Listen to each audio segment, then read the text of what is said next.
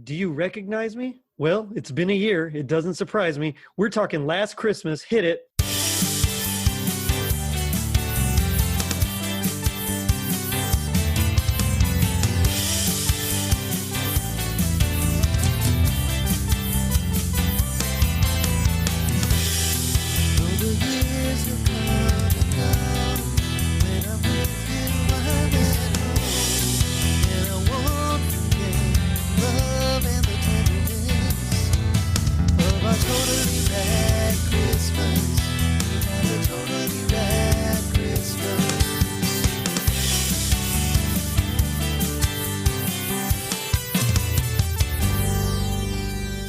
It was 1984. The original Apple Macintosh personal computer went on sale. The Summer Olympics were held in Los Angeles, California.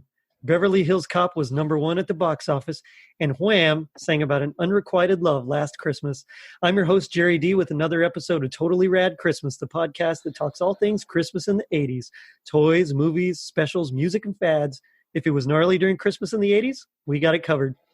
Now, joining me is a very special guest. You'll know him as the host of Tinsel Tunes podcast, Duane Bailey. Duane, how's it going? I'm good. And yourself?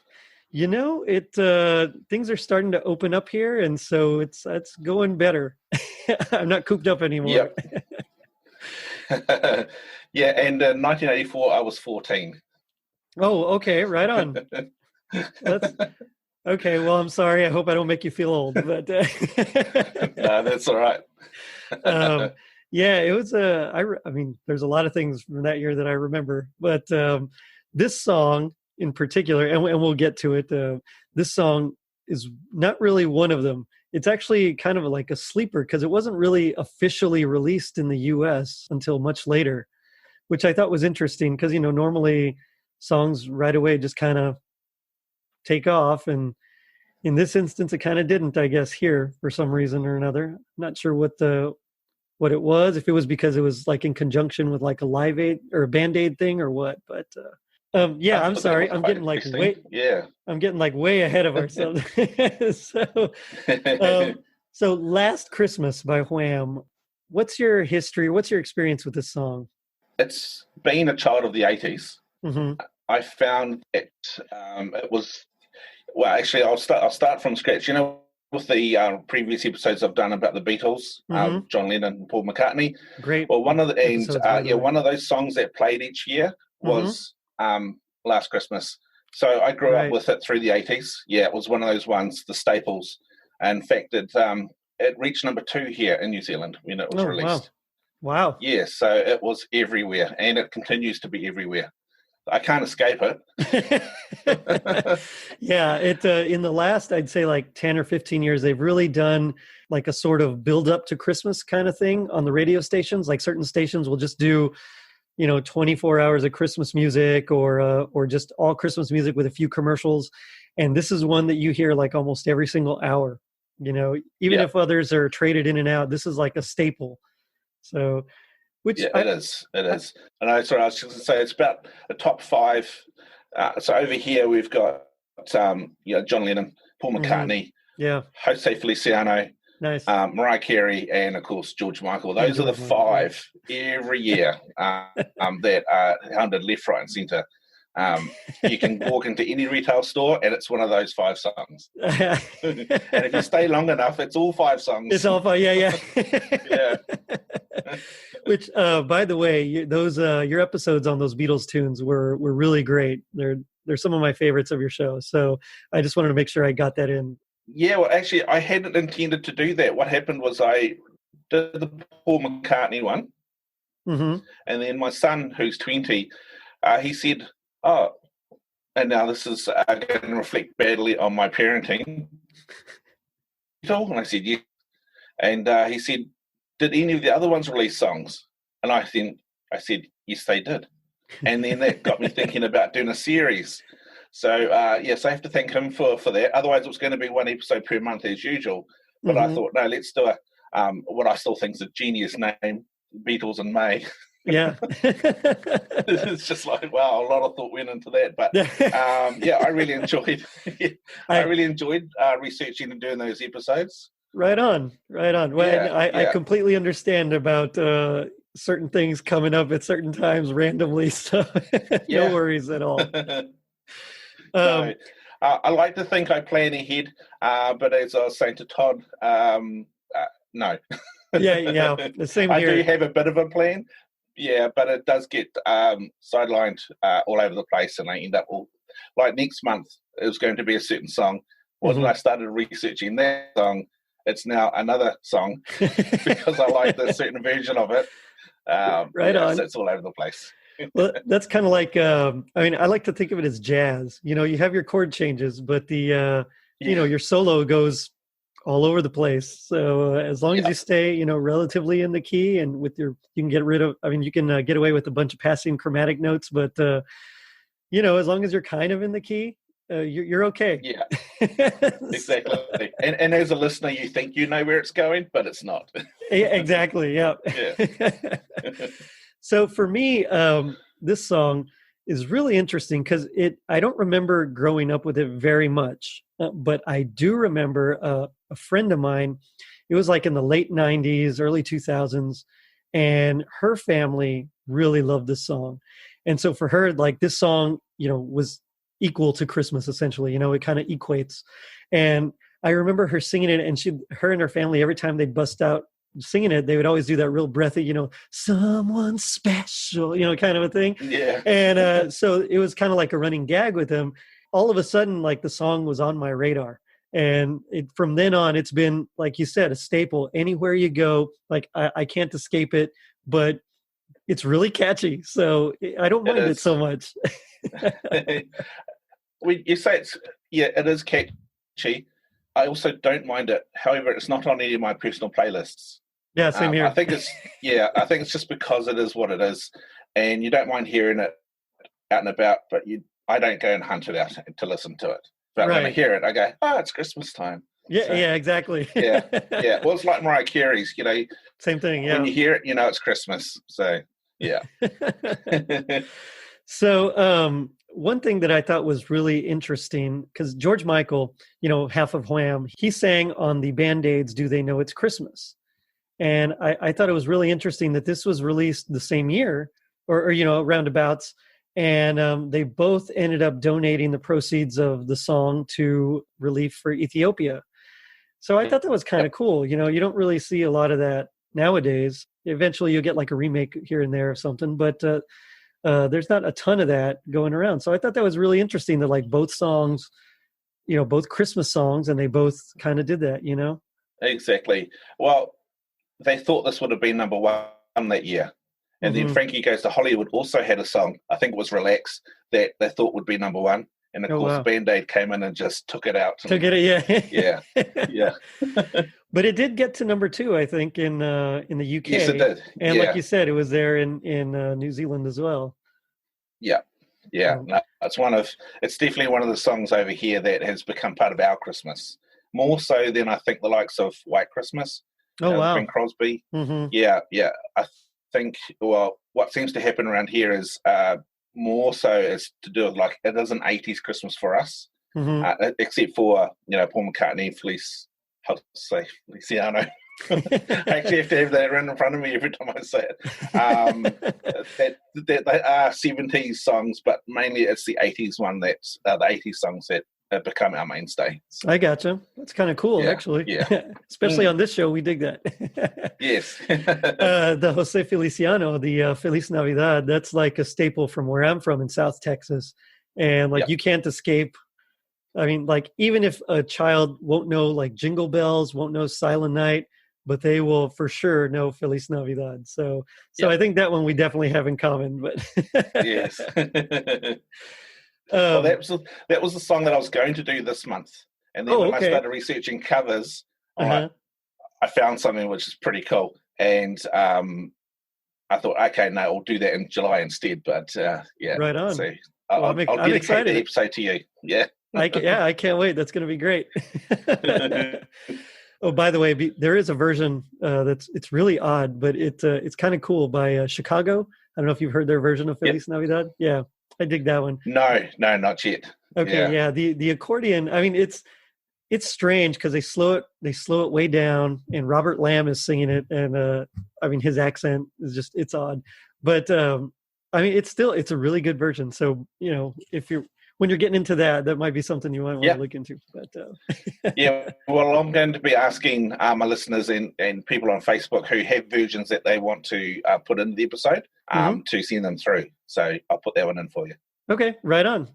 Yeah, I appreciate it. Yeah, so as you know, because in the past I've always chosen the songs to put in. And I thought, no, I want a bit of interaction from everybody else. So I'll put in a version that I like, and then I'll put your version in, and any others that come through. But I'll call for those in early July. Okay, and we'll see what Sounds comes good. through. It'll be interesting.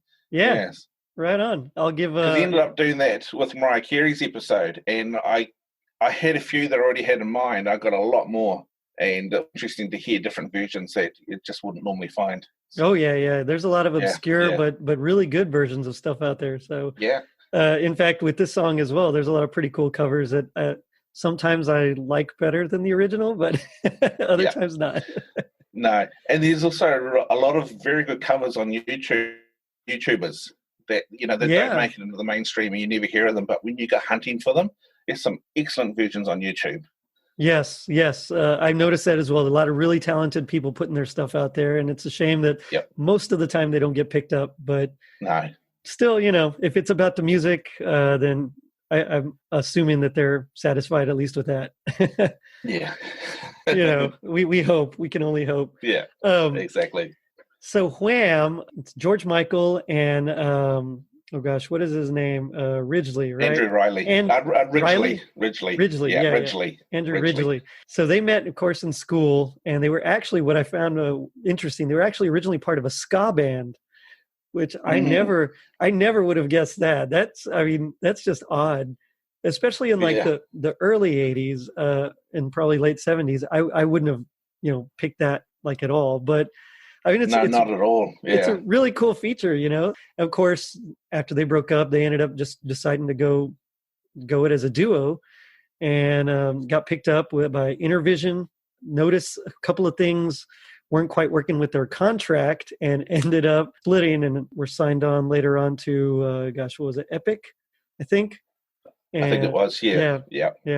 But immediately they noticed that George Michael was the better songwriter. In fact, he's the one that wrote the song. But I mean, some of the names, because of course, they weren't quite mainstream here until their second album.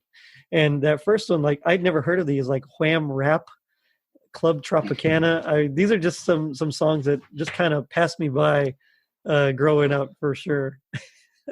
We had Club Tropicana over here. Okay. Not Wham Rap though. That one's new. Yeah. Yeah. I'm trying to picture George Michael singing Wham Rap. I mean, I haven't heard it, so it's something I'm going to look up when we're done here. But that just seems I don't know about that. I don't know. Yeah, exactly. But they got out of their contract, got signed to a new label. They started marketing him more as that teen pop, young girl kind of thing. And I know that's when George Michael kind of was really insecure about that, and eventually he and Andrew split. And he went solo, and of course had a massive successful career. But it was around that time, when he began writing the song. And I think I heard, maybe you'll know more about this, but I think I heard that he he played most of the instruments. Is that right? Yeah, he played them all using drum machines and synthesizers. That's why the drums sound very clinical, and they're not inspiring at all. Yeah. But it was him in his bedroom. Apparently he went back home to his parents' house and wrote it in his childhood bedroom. Oh, wow. Yeah. Talk about nostalgia. But, so you're a drummer. How do you feel about drum machines? Sorry to put you on the spot, but I mean, they had their place. Okay. Yeah, it's not so much the drum machines now. It's more so electronic drums now, because you can put any sounds on them that you want, and a lot of drummers will use an acoustic kit converted to electronic. Oh, okay. Or trigger their kit so when they hit, say, the snare, it'll send off two sounds, so the snare sound and maybe a slight echo or something on it like that, so you get different effects. Oh, I see. Mm-hmm. Yeah. I think the only people that use drum machines are probably, the house music, dance music, probably rap, maybe R&B. Mm-hmm. I know that R&B, they have a library of sounds that they just cut into their tracks. Oh, I gotcha. So they don't really use a lot of actual musicians, so they just use a lot of sound samples. Huh. Yeah. That's interesting. I mean, and then some of them, when they tour, will get a band, and the band will learn the songs and play them live that way. But I think for album issues, it's quicker and cheaper. And yeah, I understand. I mean, I know I've recorded before where just could not find a competent drummer to save my life, and so we've just had to play it on like a MIDI keyboard kind of a thing, and it make do. But but there's definitely something different about the sound. I mean, I know Phil Collins would use, he would program drum machines and things like that for some of his tracks later on when he went solo. But yeah, I mean, he's a fantastic drummer. So I mean, I don't know why he just do it himself. Well, it would be a lot like Dave Grohl, where he had a drummer in for the first Foo Fighters album, and ended up re-recording when overnight when the drummer wasn't there, just because, and apparently there's some bad blood between them. I can imagine so, yeah. And then ended up with Taylor Hawkins, who is, some would argue, a better drummer than Dave Grohl, and of course has become mainstay of the Foo Fighters. So I think maybe with Phil Collins. Phil Collins, oh my God. Yeah, perhaps because he was a very good drummer back in the day, one of the best. Perhaps other drummers thought, no, I'll stay away from that. Maybe, I'm not that good. Yeah, who knows? And I know I'm going off on a tangent, but I have to say, I was like really bummed when I heard about the passing of Neil Peart. Yes, yeah. So I can only imagine as a drummer, I'm sure he was a big inspiration as well. There's all the old school drummers that a lot of inspiration for a lot of drummers that are around now, and are slowly but surely finding peace. So it's he's just the latest in the long line. So. Well, you're right. Well, that's brought it down. Yeah, but sorry to bum us out, listeners. So last Christmas, the sound. I mean, because I think the synthesizers they used was like a Roland, right? They used like a Roland, something like that. And I read that, yes. I think you can really tell it's like classic 80s synth sound that a lot of the synths nowadays, I mean, they're definitely more sophisticated, and you can get so many different sounds that back in the day, the Moog and things like that, I mean, they still had a limited bank of sounds that you could produce. And so you can always just tell when a song comes out, especially from that era, of course. But even nowadays, you can just tell when something's like retro or not. And I love the sound because it's a pretty simple chord progression. It's like, I think a 1 6 2 5 or something like that, and then they just use a lot of different color chords, and like they'll add the ninth and the major seventh every once in a while, things like that, the passing tone 11th. And I love how the synth, you kind of get that sound, but with a little bit of almost an echo to it, Yep. And it just, for me, it's like, as soon as you hear those first chords, like you're into it, exactly what it is that you're getting, not only song wise, but exactly the song as well. Like it's that intro that just hooks you in.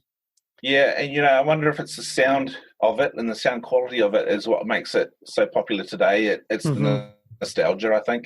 Yeah. It's like watching maybe an older, say, 80s cartoon and then having it remastered to high definition today. It loses something.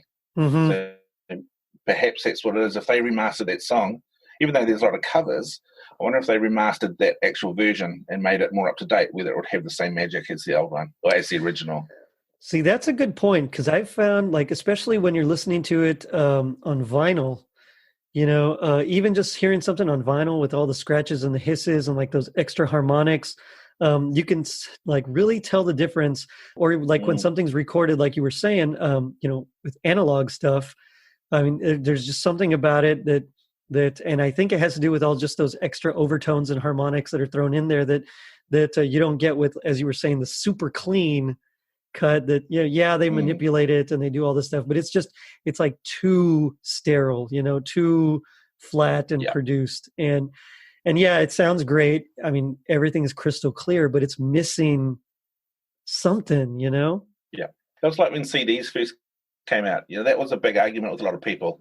They're like, yeah, it sounds great, but it's missing its soul, or it's missing something compared to a vinyl or even a cassette tape.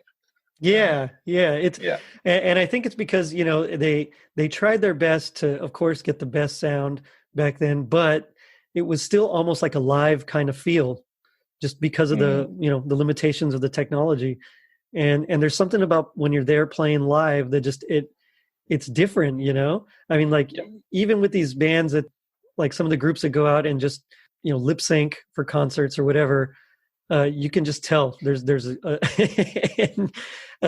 just a big difference between like someone out there actually playing and someone just kind of going through the motions.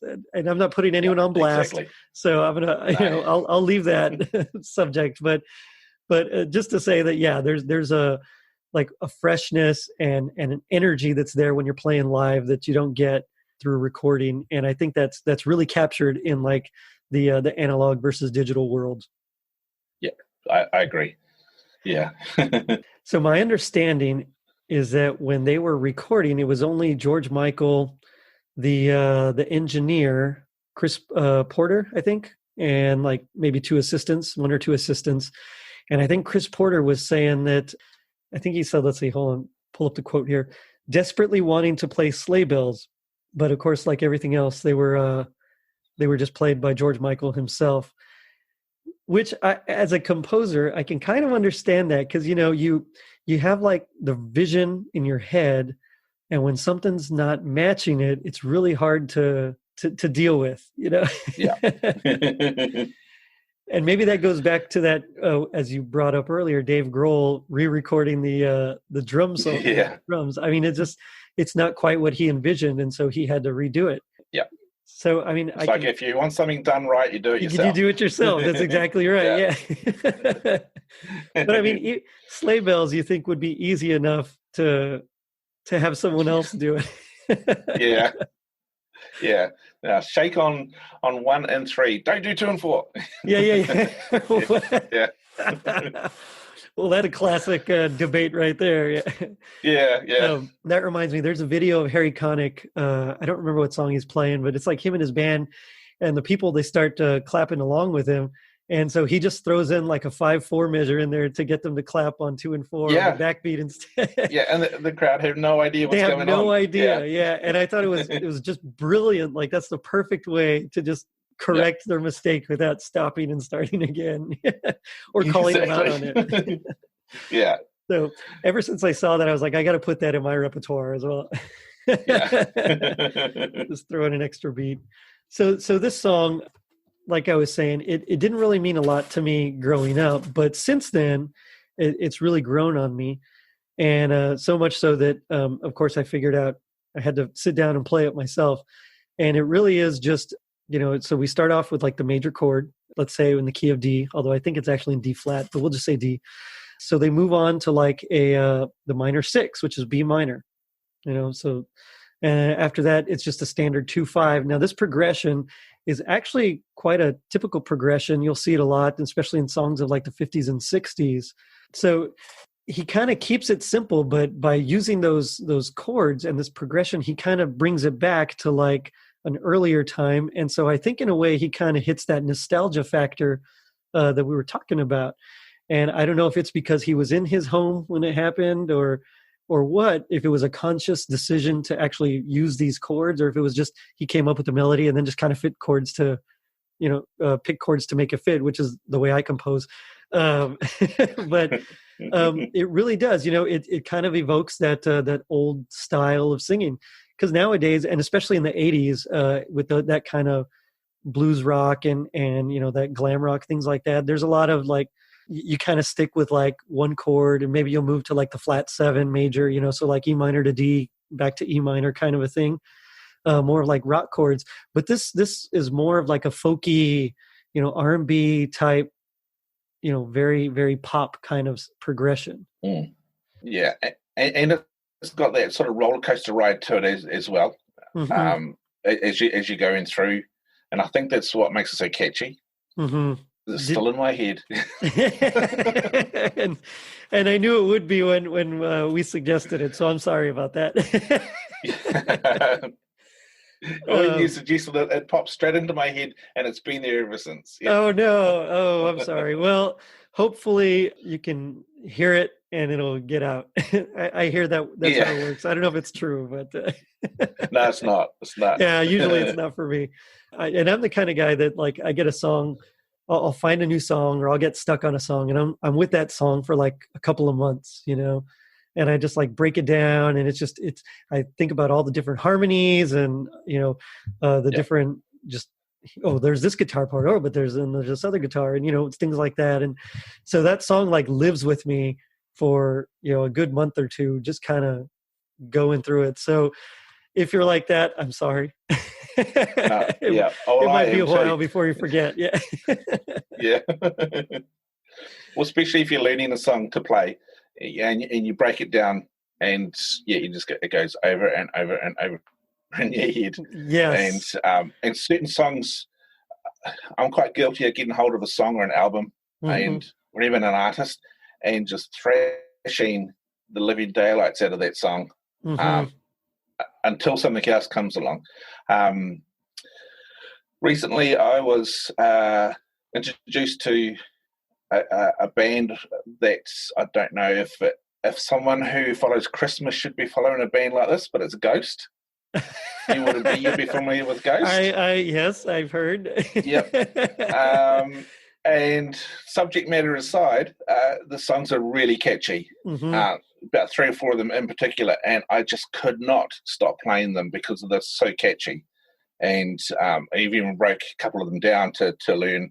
And then, believe it or not, Little River Band came along as a song, one of their old ones. Yes. And has replaced it in my head, except for Wham, of course. Has replaced it in my head, and I've been thrashing that for the last week. It's just amazing what comes along and what takes over. Yeah. And it can happen at any time. Yeah.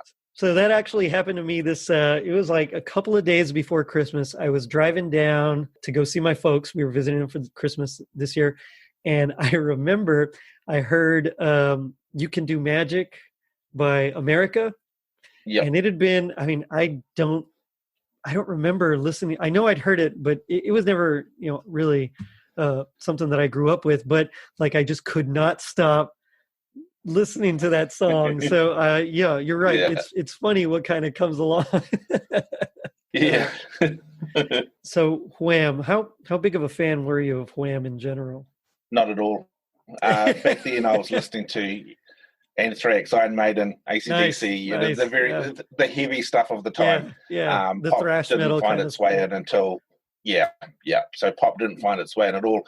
But I was aware of it because we had a show over here similar to Top of the Pops for you for the English, and I'm not sure what you guys had, but for us it was called Ready to Roll. And it was 6 o'clock every Saturday night, and it was a countdown. Oh, nice. And back then it was, of course, it was all about 80s. It was Culture Club and ABC and Tears for Fears and whatnot. And I remember Tears for Fears had their song on there, and it reached number 1 here. And it reached number 1 and stayed there for quite a number of weeks. And I absolutely despised that song back then because it wasn't my taste. Yeah. And then I found, a number of years ago, I would hear it and I'd listen to it and I'd like it. It's like, what is happening? What's happening to me? Oh, no. And so I started to, the walls of heavy metal are breaking down and this other stuff is coming in. So. That's okay. It's even Metallica expanded their their reach for a bit there in the 90s with Load and Reload. So it's okay. You can go exploring a bit. Yeah. Yeah, well, we won't talk about perhaps how they're maybe fallen off the rails, but well, yeah, totally, yeah. But eventually they got back on, and their last album, the last couple of albums were pretty good. I mean, it's like classic. But so I remember growing up, we actually had, and I mentioned this before, we had a video. It's a Betamax. Where we would just record videos from MTV, because back then MTV played videos. So this is one of the songs that was on there. "Wake Me Up Before," or not Last Christmas, but last Wham's "Wake Me Up Before You Go Go" was one of the songs that was on there. So of course I remember the video, and they had like their little teeny tiny white shorts with their their big old shirts, and it was ridiculous, and I loved it. It wasn't my favorite, but even then, I kind of dug it because it was catchy. While I wasn't into heavy metal then, I was that wasn't until I was in high school that I really got into that. Metallica and Megadeth and all that stuff. So I was a late bloomer, I guess, with that kind of stuff. But I do recall liking Wham and this one and Careless Whisper. And so for the longest time, I didn't really know that they had the Christmas song. And of course, I told you about my friend. And so since then, I've decided to check out more of their stuff. And they actually have some pretty good melodically interesting songs, and you can tell the strength of the song by who wrote it. So if it's a good song, it's George Michael probably. And if it's an odd duck, then it was probably Andrew or a combo. Or perhaps not even them, but or not even, more of a studio written song. Exactly. You need to put this out. Which is another quite popular thing, especially in the pop realm. It's just so and so wrote the song, you guys are going to sing it, kind of a thing. But did you ever see the video to this song? Yes. It's funny. I wanted to bring it up because Todd's wife Holly, she mentioned that she said the original video is torture, like just get back together already. It's so funny. It's a lot of stolen glances, and so I guess the song itself, and we haven't really touched on the actual lyrics, but the song itself is about a guy who's still pining over his lost love. I don't know if she cheated on him or she just broke up with him at this time or whatever, but essentially they're no longer together, and he runs into her at a party and tries to avoid her, but he talks about I found a real love, and okay, I'm over you, whatever. And the video reflects that. So it's like him and his new girlfriend, they kind of meet up with a bunch of their old friends, and one of his friends is dating his ex-girlfriend, which, I mean, awkward. Did they not come up in the conversation at all? Right? How do you completely miss that unless he purposely left it out? And then, the video, they're like decorating the tree, and of course they're just like glancing at each other, and then they're at dinner and all sorts of things like that. And it's like at this beautiful ski lodge kind of place, and they go skiing. Yeah, exactly. He had given her that's right, he had given her a brooch, and then I guess she ended up like regifting it to her new boyfriend or something. So when she wore it, because it was flowers, so she wore it the right way up, and then he wore it upside down. That's right, he did. I don't know.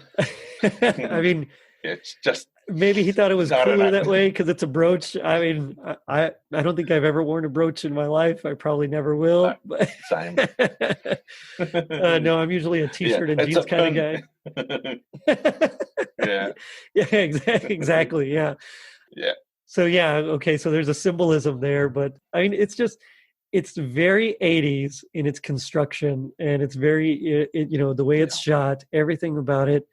And I know it was like recently remastered, like a year or two ago. And in 4K. In 4K, yeah. So if you look it up on YouTube, you can actually find the 4K version, and it's like crystal clear and pretty cool, actually. I mean, it is what it is, but for what it is, it's actually pretty good. So But see, they remastered the video, and just it goes back to the conversation before about if they remastered the actual sound, the song itself, whether it would retain its magic, because the video wasn't magic to start with. So that's true, yeah. By reprogramming it to 4K, they go, well, we've got nothing to lose. So, yeah, might as well. Let's go for it. Let's just go for it. Now, one thing I did think was interesting was that there were actually different mixes of this song, is what I was reading. And I think one of them, like the original mix, like you can't even find anymore, is my understanding of it. So it was like, back then you had your different, like you had your 7-inch and your 12-inch. And I think they actually recorded it on, the 7-inch. And then they had like a different mix with a few different like re-recorded parts. Is that correct? Something like that? Yeah. So what I read is, there were 2 edits of the song that were released. Neither of them was the original. Okay. One was 4 minutes 24 on 7-inch format. Okay. And the other one was 4 minutes 45 on the 12-inch, which went to Japan. Huh. And a promotional one went to Spain. That was a 7-inch. So I'm not sure why they would have done that. That is interesting. Yeah. I wonder. And I read that the Japanese version was missing the second verse. But I couldn't find it to do a comparison. But that is also odd. I don't know why they would release different formats for different countries. I wonder if that's typical for the era, or if it's maybe the subject matter was too touchy back then. I don't know. That's really interesting. I mean, because I wouldn't think so for Japan. I mean, you had some of those anime that were really risque, and but so they ended up re-recording it, and they called it this one the pudding mix. Of course, not all of it, but just some of the parts. And so I think that's the version that we actually, or like an edited version of the pudding mix, is what was actually released, and what most people will find on like different compilations nowadays, or when they go to download the song. Compilations, yeah. I'm not sure why they called it the pudding mix, but it's really, it's very evocative. Maybe, it's because they just threw it all together and mixed it up. Yeah, because it was so easy. I'm surprised Phil Spector didn't have anything to do with it. For real. Oh man, or what's the name? Bruce Dickinson or something. Yeah, that would have been Iron Maiden do some Christmas songs. Okay, yeah. Well, they may have, and I've never stumbled upon them, but I'm pretty sure they haven't. Yeah, something tells me they probably didn't, but you never know. Yeah, that reminds me. Todd Killian, for his podcast, Christmas Clatter, he just asked that question, like, who would you want to hear release a Christmas album? And one of the ones I picked was Blue Oyster Cult, because I think that would be really interesting. That would. I went with Ghost again. If you're familiar with the song He Is, which is almost, you could almost play that one in a church setting and thinking it was a hymn until you understood the lyrics and that it's not the place to play it. Yes. But it's the way it's made up. If you change the lyrics, it's a very beautiful song, and he could quite easily sing a lot of the gospel-y, the actual carols as opposed to a Christmas song. In that style, I think would be quite pretty. I agree. Yeah, without what they are actually singing about. Right. Yeah. There's a few, in fact. I'm not pushing anyone to go listen to Ghost. It looks like I'm recruiting, but I'm not. If you want to, you can, but but if you want to be on the safe side, just stick with Last Christmas, I think. Yeah.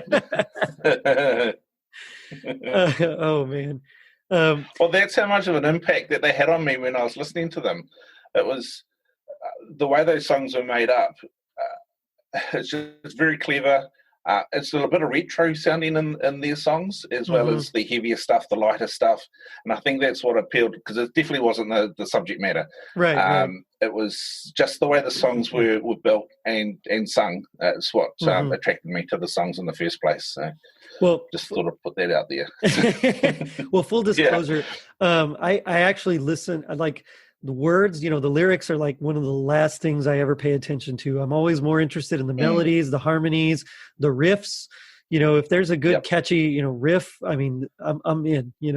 Just in general, like the motives, the motivic development, and things like that. So for me, because I remember I always got a lot of flack for listening to some of the heavier stuff later on, and it's like, well, I don't even know what they're singing about. I'll figure it out later, or I'll even be singing the words and not even realize what I'm singing. I'm literally just thinking about the melody and things like that. So no worries, no judgment from here, and I'm sure our listeners won't hold it against us either. No, see, I'm the same. When I hear a song, it's the rhythm primarily, and it's the melody, whether I like just the general sound of it, and how the song's made up. Then there might be a really cool guitar riff in there. And the lyrics pretty much do come last in the whole thing. And even if the lyrics are about a certain subject, well, it's like, well, they're just words. They just make up the song. It's very much like, say, Rammstein. They sing in German. Du Hast is one of those songs that everyone can sing word for word, but unless you know German, you have no idea what he's singing about.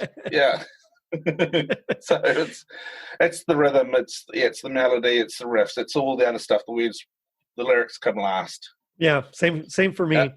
Well, especially since I'm not a singer, which you might find out later. If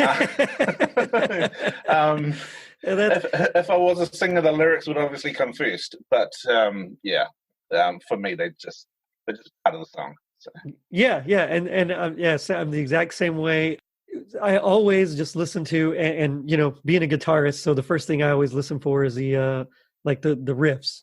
If there's no guitar, then I'll listen for like the next closest analog. So usually keyboard is kind of what I'm listening for after that. So in this song, of course, when you hear that keyboard, of course that brings me back to that's kind of what draws me in, because there's no guitar to hook me in normal. Same thing with like Johnny Hates Jazz kind of a thing. It's all keyboard because there's no guitar except for the bass. And I'm sure if we were talking to Todd, or a bass player, they'd probably listen to the bass line first. My brother plays drums also, so I know he's also very much into the what is a drummer doing kind of a thing. Yeah, exactly. I quite often will listen to something, and it's usually quite heavy, so it'll have a really good rhythm, really good everything, and then the singer starts, and then I flick off because it's either Cookie Monster screaming, as they call it, because I like to actually hear some lyrics. If they're going to be there, I'd like to hear them. So the singer can make or break the song as well. And I quite often wish that the song was an instrumental. Did you really have to come in and sing? Because the rest of the song was awesome. Well, yes, you're right. It's and I think for most people, that's it's definitely about the singer, what they're singing, what they're saying. Does it speak to me, kind of a thing.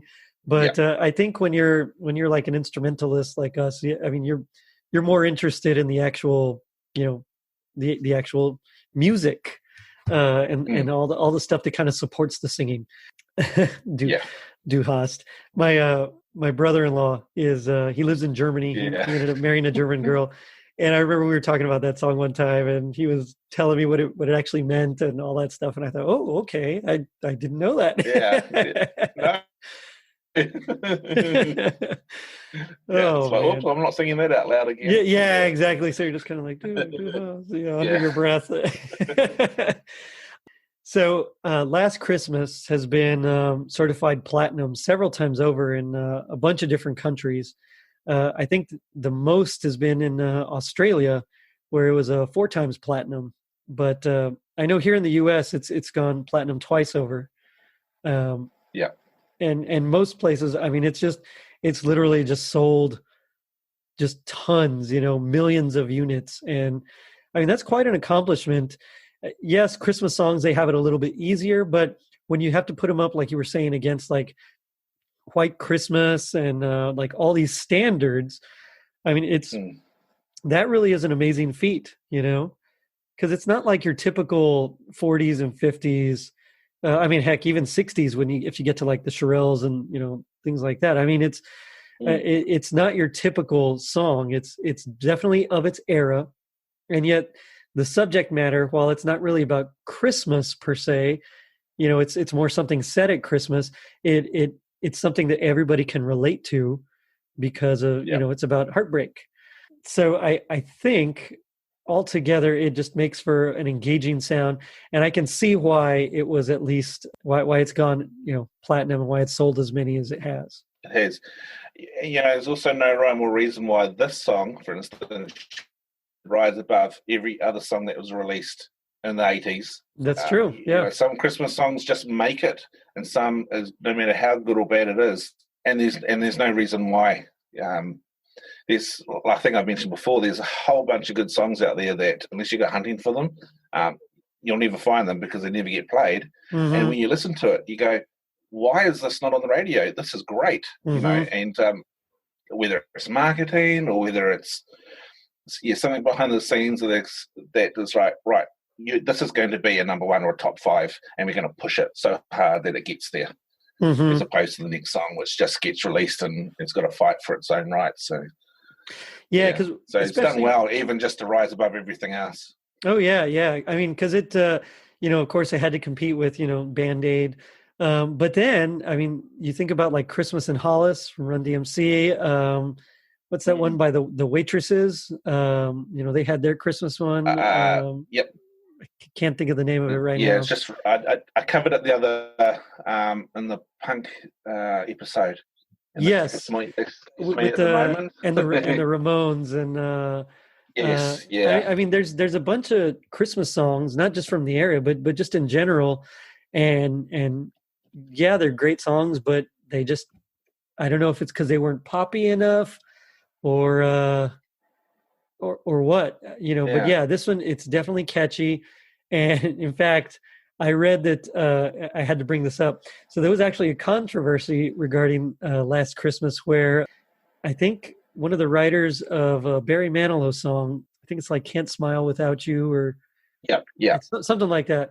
Yeah. So it was so that one. Yeah. They actually like sued George Michael for plagiarism and like, what I thought was really cool was that the case was dismissed because it was a musicologist that came on for the for the defense that presented like 60 different 60 something songs that shared similar musical melodic structure and chord sequencing and things like that. I think that's the reason.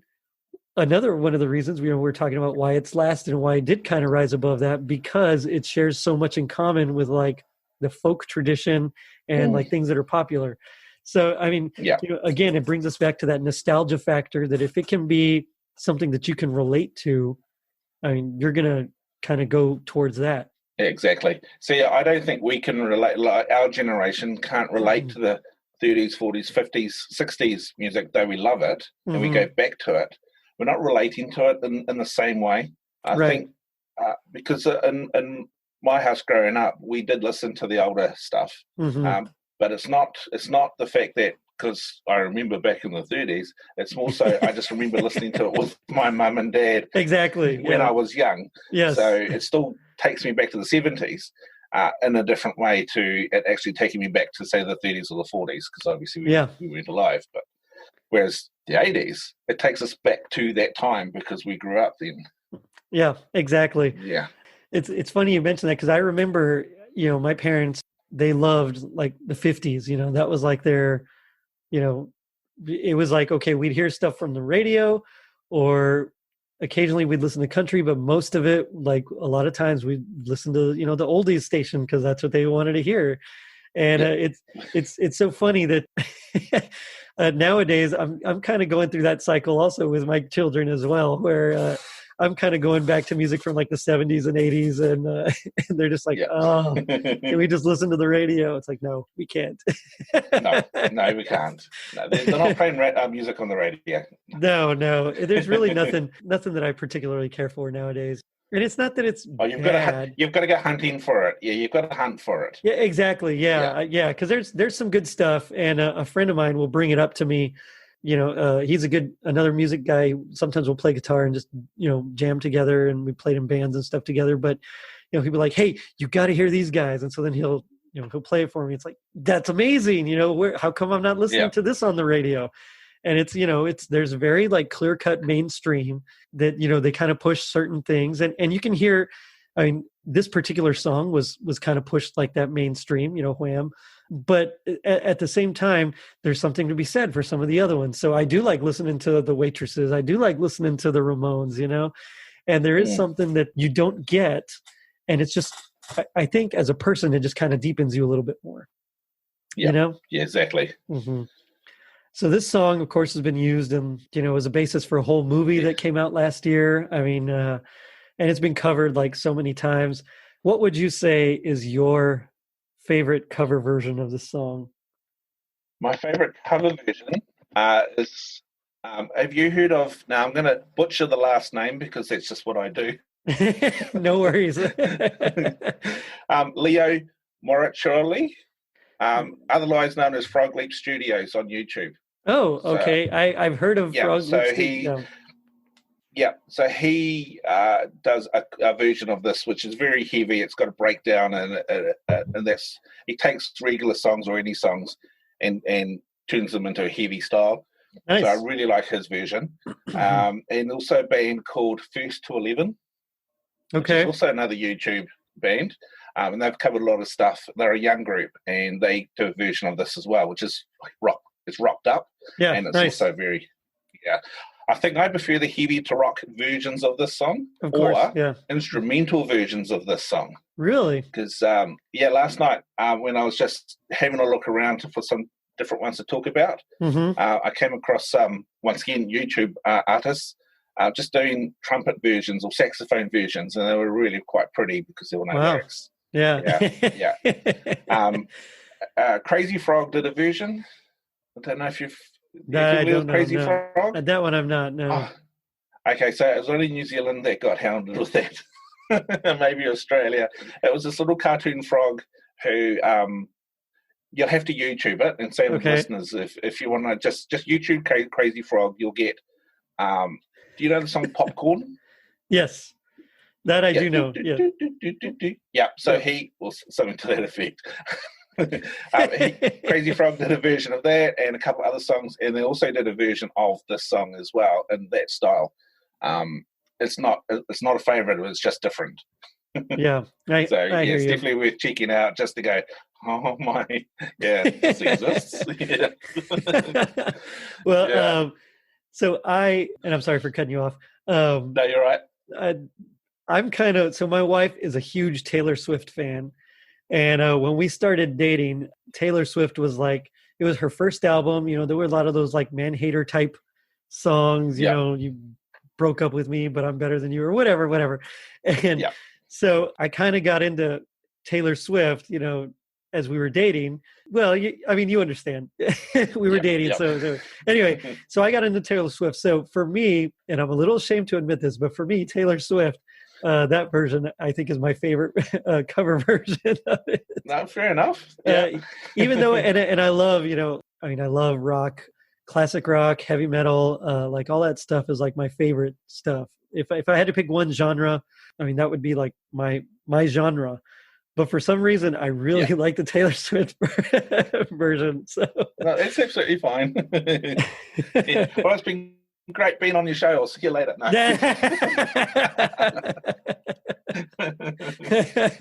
I'm really just teasing. I do like one or two of her songs, just not so much the subject of the song, but it just might have a catchy little riff to it. And that's no, there's nothing wrong with that. I like to think of myself as just being very eclectic. So while I do have a lot of different styles that I prefer, I do like things from other styles as well. Yeah. So. And your tastes change as well. That's true. I find, they definitely have. Yeah, I find I'll go through stages. I think I was saying with Todd. Yeah, like I say, there was Ghost for a while, and now it's Little River Band. Hey, I love Little River Band. Yeah, I know. They're Australian. Did you know that? I did not know that. No, they had two singers, and John Farnham was their last singer. Oh, okay. But anyway, this is not about that. No, but I mean, they're still great, but yeah. Yeah. And then next week, another song will pop up, and it might be, it might even be a country rock song or something like that, and I'll get into that genre for a little bit. And then one of my favorite albums to listen to when I'm trying to go to sleep at night is actually a jazz Christmas album. It's just something I found on Spotify. Okay. And it's just no lyrics. It's all instrumental, and it's like a light jazz. And then for a while, I started to listen to other styles of jazz, and then something came along and I switched. Yeah. I know what everyone's like that. Yeah. Yeah, for me, it's like it's classic rock, heavy metal, and then of course I love like bebop and like post bop, hard bop kind of stuff. So it's like, those are like my big ones, and then movie scores randomly. So fair enough. Yeah. And then everything else just kind of weaves in and out here and there. So like last fall, I was really into like Crosby, Stills and Nash and Crosby, Stills, Nash and Young kind of a thing. So they have a version of Silent Night that's pretty good. I mean, it's pretty straightforward, but they've sung so long together at this point that they pick it up flawlessly. So but yeah, that's really interesting. So I'm gonna have to check out those versions you mentioned, because I think I'd really dig them, honestly. Yeah. Leo is quite funny. He's been going for a couple of years, perhaps. He's got a lot of videos on there. I first found him through the Gorillaz song, which now the name of the song escapes me, but he's dressed in a rabbit suit or outfit, and he's playing guitar through them all. And then from there, he's very, very talented. He does all the instruments himself, and the singing, and he has a few guests on at times. But he's done a few Christmas ones. He's done probably maybe 3 or 4 Christmas ones. So cool. I think, you might like it. Yeah, definitely. And like I say, First to 11 is just a young rock group who've come out on YouTube, and they just do covers, but they do a really good version of the song as well. So right on. Yeah. Yes. Let's see. I have a comment here from Matt Urich, who says, I don't think there's a song that gets stuck in my head more during the holidays than Last Christmas. It's the earworm. It definitely is. I think if there's one to rival it, it might be the Mariah Carey All I Want for Christmas Is You. That might be like the only song that can rival getting stuck in your head, for me anyway. It's almost easy to sing in your mind, because if you go, say Jingle Bells, you go, Jingle Bells is, how can I put this? It's going to sound weird. The syllables are harsh, so it doesn't flow in your head, whereas Last Christmas does. It just sort of flows, and you can sing it in your head without any effort. Does that make sense? It does make sense, yeah. I know exactly what you mean. And yeah, it has to do with the rhythm. Yeah. Jingle Bells is definitely very, very square. Yeah. I guess if you want to put it. Whereas Last Christmas, I mean, there's not really like a swing to it, but you can definitely feel the backbeat to it. And so I think that's kind of the difference there, And that, I mean, because a strong backbeat can really make or break a song, to me, anyway. Definitely. Yeah, definitely. And that's why a lot of times when people start clapping on the wrong beats, it kind of drags the song down. When they're on 1 and 3 instead of 2 and 4, it really does just kind of, not ruin it, because you can't like ruin a good song, but I mean, it really just does kind of take it down a notch. You lose the energy, and it does. There's no like forward motion as there is with like the backbeat. So. Exactly. Let's see. Hold on, let me get my notes here. So I have to ask, what would you say is your happiest memory of this song here, if you have one, or if you're able to point one out? I think I'll have to agree with April from last episode. I don't have one. Okay. Because it's not something that sort of jumps out like Paul McCartney and John Lennon and so forth. That was just there.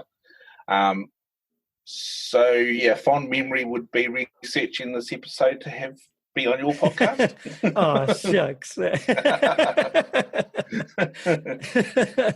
No, I hear you. For me, it would definitely be hearing the song for the first time and hearing my friend's family just kind of really overemphasize the breathiness of someone special. You know, those words, someone special.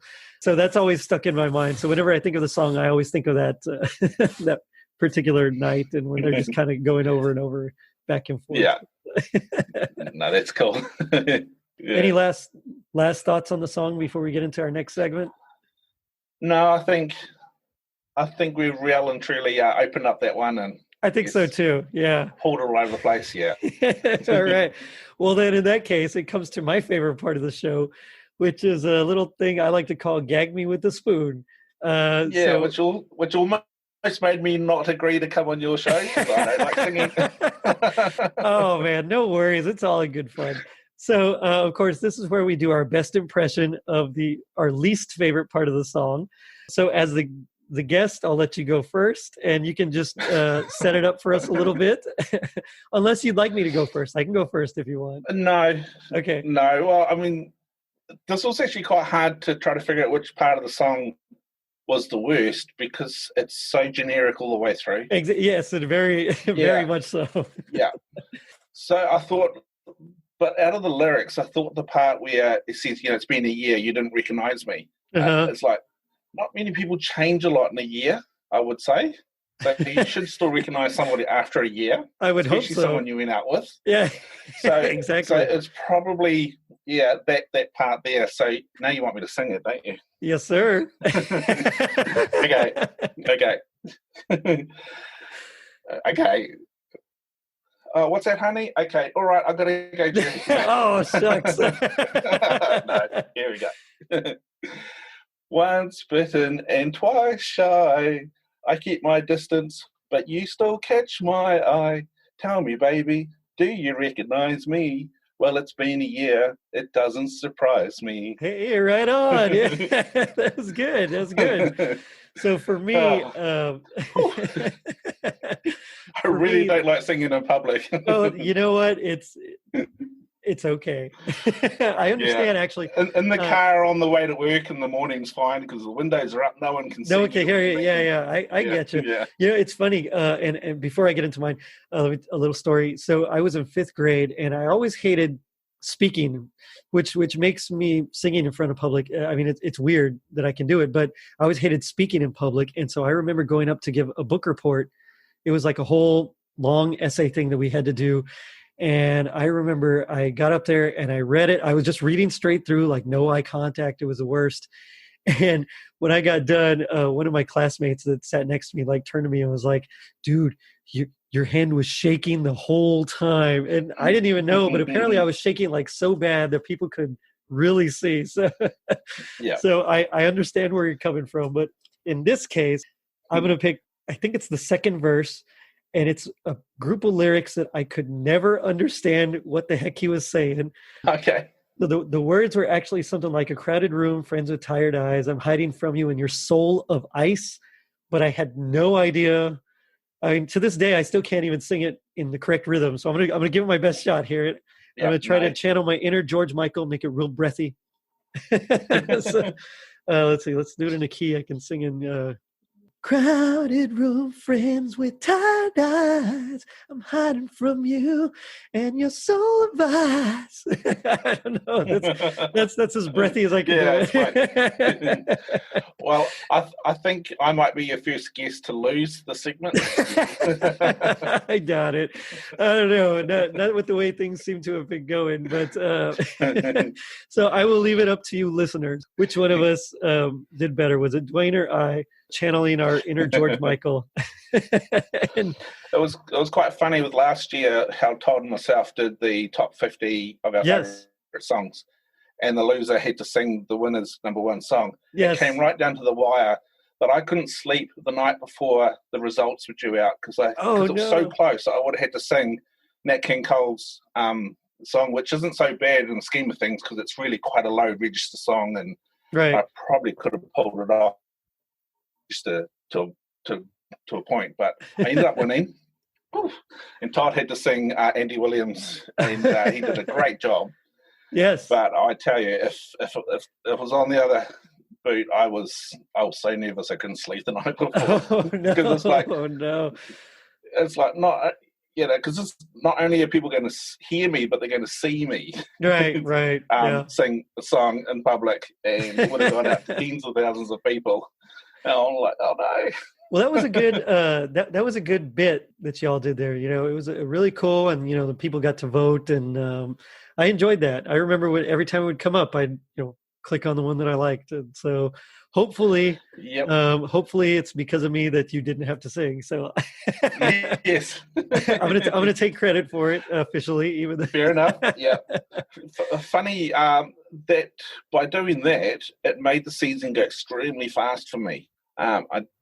Because it was very busy last year at work and with everything, and then doing this on top of the season.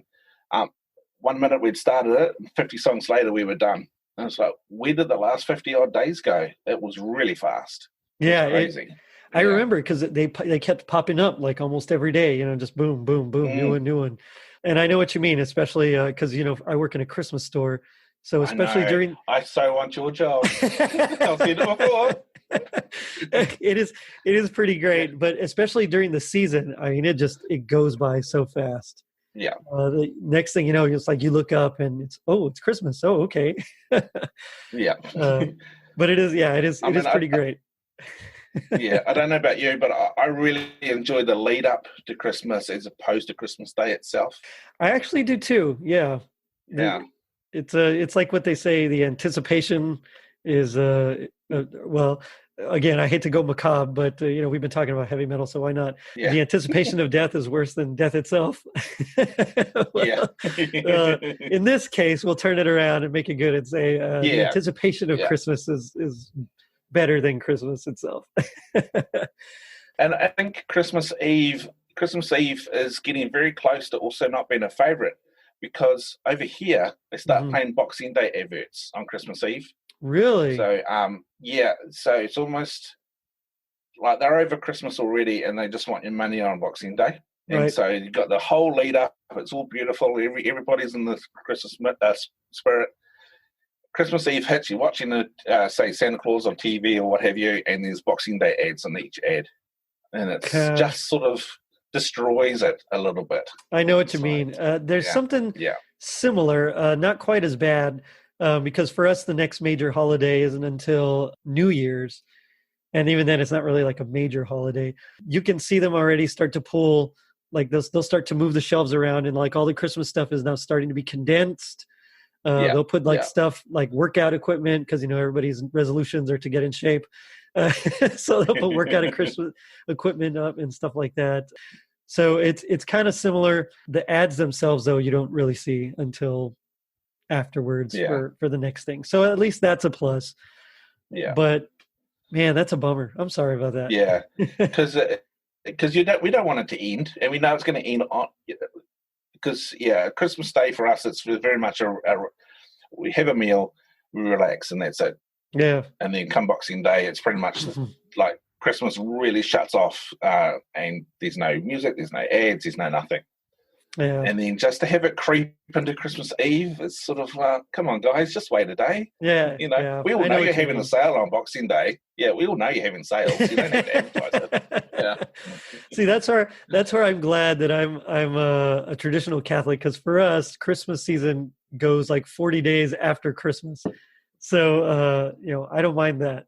Yeah. Well, I tried to do something similar at work. I put up a Christmas tree in October.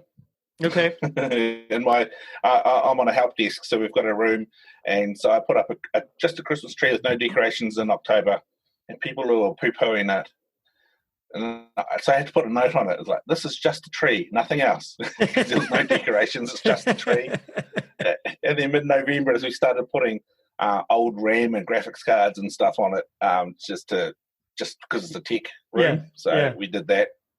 And then I kept it up through till mid-January, and I got told to take it down because Christmas was over. Oh, that's a bummer.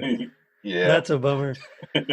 Normally, so our store, we close for like 6 weeks or so go on vacation, and then we spend another like 6 weeks just redecorating and putting up new displays and stuff like that. So we're closed for a total of about 3 months, but we usually close like the last weekend of March.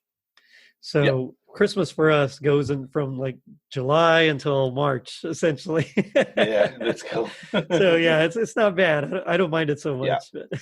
You're gonna have to post a lot more photos on Facebook of your shop. Okay, I will. I'll do that. Yeah. I'm sure people will agree with me on that one. Okay, right on. Yeah, for sure. So okay, I gotta ask. The G.I. Joes taught us that knowing is half the battle. So what would you say is the other half? I've got two answers. Can I? You can tell them both. Yeah, go for it. Yeah. Yeah, go for it. So if knowing is half the battle, the other half is resisting the urge to taser yourself to see what you've read is true. I like that. And then the other one was, so knowing is half the battle, the other half is hoping that Bill and Ted 3 doesn't suck. Oh, for real. I'm so excited for that. Because I love the first one, and the second one is okay, but I love the first one. That's why my tagline is, be excellent to each other on the end of the podcast. Oh, yeah. Bill and Ted. I saw the trailer the other day, and I really, really deeply hope it's good. It looks like it could be good. Yeah. I really, really hope it's good. Yeah. One thing I noticed that'll be the biggest disappointment.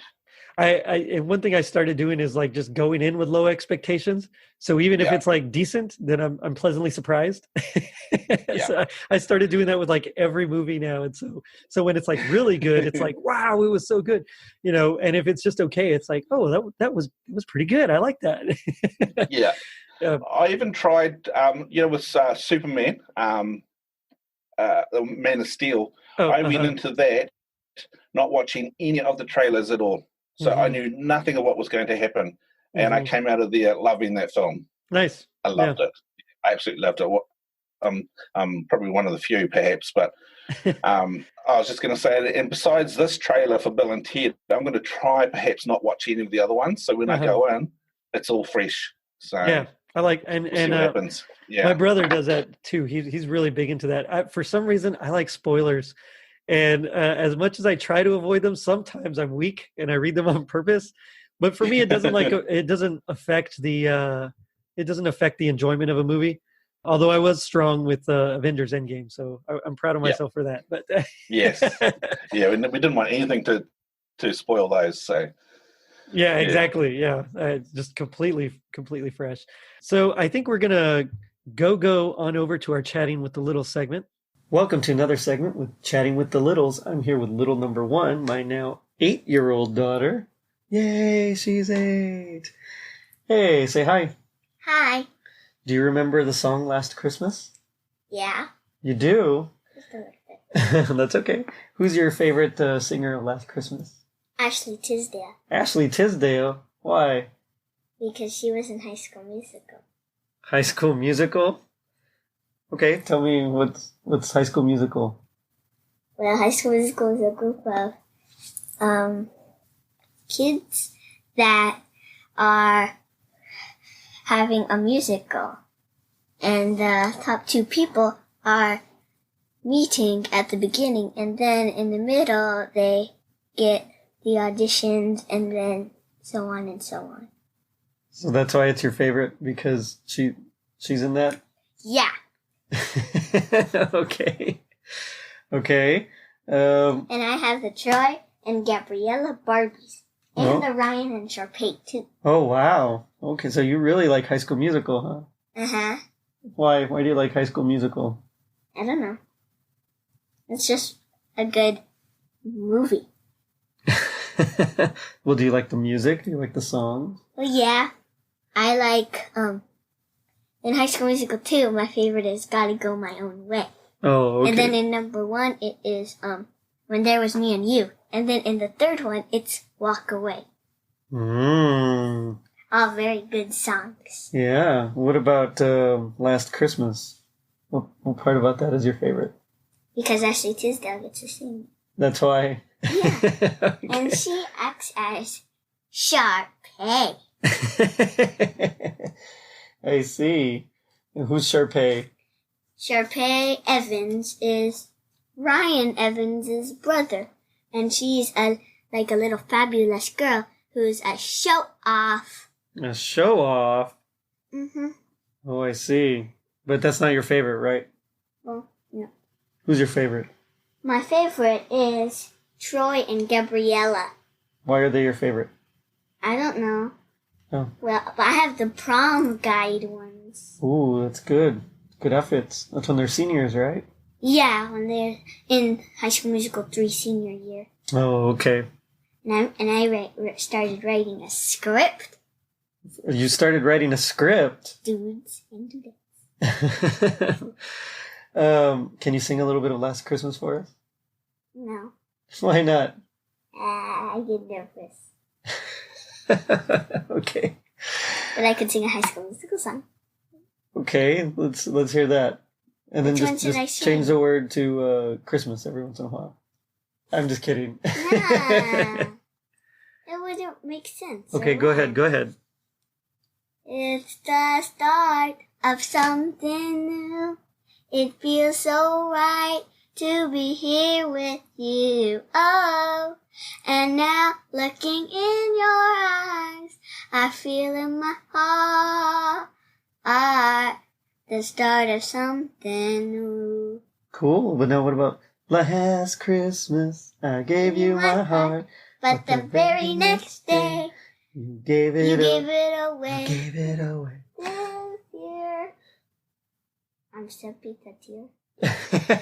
That's okay. I don't know. Anyway, I think it's time to get back to our regularly scheduled program. So, Duane, what do you want to plug? Tell us about your podcast. Yeah, so Tinsel Tunes. Quick background. Started that in 2018 in August, and I'm coming up to 2 years in this August. Congratulations. It can be found at tinseltunes.com primarily, or just Google Tinsel Tunes podcast. It comes up. I'm all over the place. I've done quite a good job of marketing the podcast. Nice. It's everywhere. So iTunes, Spotify, Stitcher, Google Play, the lot. So right on. Come and have a listen. Yeah. So I'd love to hear from people, and I love to get feedback from people. It's just awesome when you read the feedback and makes you feel really warm inside. Yeah, it's like your own mini Christmas. Yeah. Yeah, definitely. It is. Yeah. And I really love the fact that our podcast family is growing. You know, there's yourself, there's Todd, and there's Podcast in the City. Sorry, Chris, I forget what it's called. Christmas Time in the City, yeah. Yeah, Christmas Time, yep. In fact, Chris messaged me when I released a little post about what's coming up in this month's episode. He's guessed who I am featuring, because he's got a background in heavy metal as well. Oh, does he really? So he's guessed. Yeah, he's I guessed wish I had known is. that. So, I would have brought it up with him. Yeah, that's awesome. Yeah. We did an episode on Scrooged a couple of weeks ago, and so that's they're good people. So I can't wait. Definitely check out Tinsel Tunes. It's great. You learn a lot, which is really cool, and you get to hear some pretty interesting music that you might normally not get to hear otherwise. So definitely check it out. It's something that I can't wait every time it drops for the new one. So head to iTunes or Stitcher, wherever you get your podcasts, and type it in and subscribe and enjoy, because you will. Thank you. Yep. So I mean, Duane, it's been fun. It's been a blast talking with you about different things, and going off on tangents, but also just talking the song. And I hope you come back. It was a lot of fun. Yes, it was. And I definitely will be back. I really enjoyed featuring in different podcasts, so I'd really like to feature on a few more. So, yeah, right on. If anyone else is out there and we can get this timing and the schedules right, yes, hit me up, and I'll come onto your podcasts. Right on. Yeah. I know what you mean. Yeah. I always like whenever I'm on Tis the Podcast, I always have a lot of fun. So I imagine it'd be fun doing other ones too. So yes. And with that, I'll say Merry Christmas. I wrapped it up and sent it with a note saying, check us out on our social media pages, Facebook, Twitter, and Instagram. And if you're feeling like someone to rely on, leave us a review on iTunes. Not only does it help us reach more people, but you also get a free sticker. Now, don't forget to vote. Later, dudes. Time for the challenge. Challenge? The challenge is... What would the challenge be? I don't know. But you're the High School Musical challenge? You're the one that likes to come up with challenges. You tell me. Okay. No, a High School Musical... No, a Sharpay challenge. Oh. Make your own fabulous costume. Like from High School Musical 2. It's not really about Last Christmas, but okay. What about a fabulous Christmas costume? Sure. Okay. Make it reddish pink. You heard it here, folks. Your challenge, as issued by my little number one, is to come up with a Sharpay-inspired High School Musical fabulous Christmas dress. Hello, my name is Troy. You're silly. I think we're gonna end it here. What are you gonna say? Later, dudes. And dudettes.